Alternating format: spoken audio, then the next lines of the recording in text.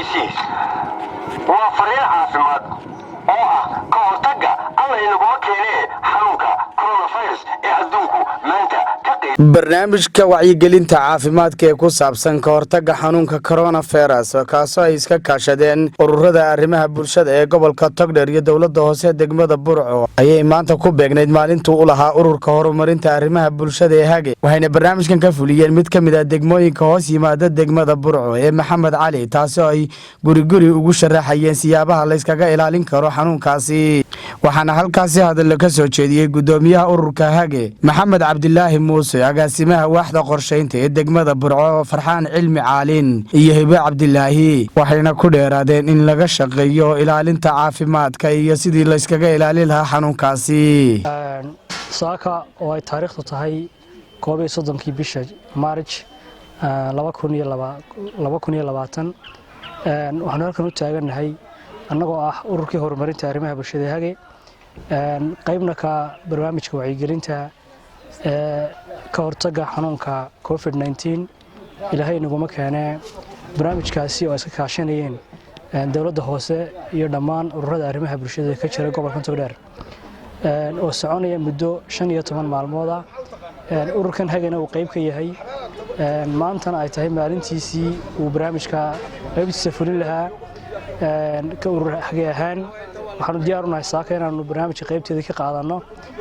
annagoo ku qoran xaafadda Maxamed Cali kala furin doona barnaamijka wacyigelinta ee ka hortagga xanuunka coronavirus runtii xanuunku inama soo gaadhin laakiin waa wacyigelinta runtii way fiican tahay ka hortaggu waxa uu ka wanaagsan yahay daaweynta marka waxaanu diyaar u nahay annagoo ururka Hage inaanu barnaamijka qaybteeda ka fulino kana fulino xaafadda Maxamed Cali waxaan fariin u diraynaa bulshada ku nool xaafadaasi oo aanu leenahay fariinta caafimaad ee ka timi dawladda hoose iyo ururada arrimaha bulshada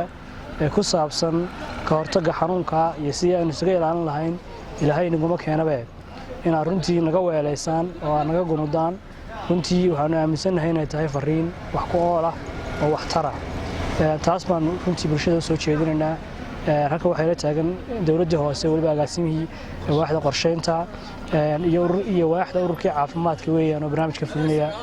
ma waxaanu nahay ururka arrimaha bulshada Hage annagoo maxaan dhaday ka qayb qaadanayna ka hortagga maxaan dhaday COVID-19 ilaahay naguma keeno wadanka ma hayo laakiin hadana maxaan dhaday ka hortagga ka fiican iska daaweynta baa la yiri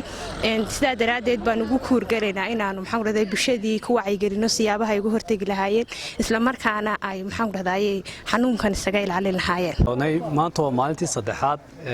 xidhiidha ee la sameeyo wacyigelinta degmada Burco laga sameeyo ururada bulshada iyo dawladda hoose iska kaashanayaan fulinaya maanta waxa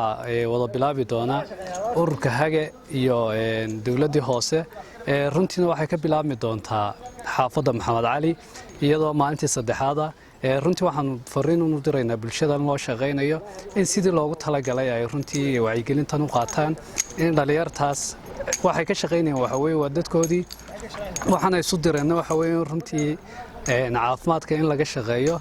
marka runtii bal dadka inta badan loo dhagan nuglaado in la soo dhaweeyo in la shaqeeyo wacyigelintu way noo socon doontaa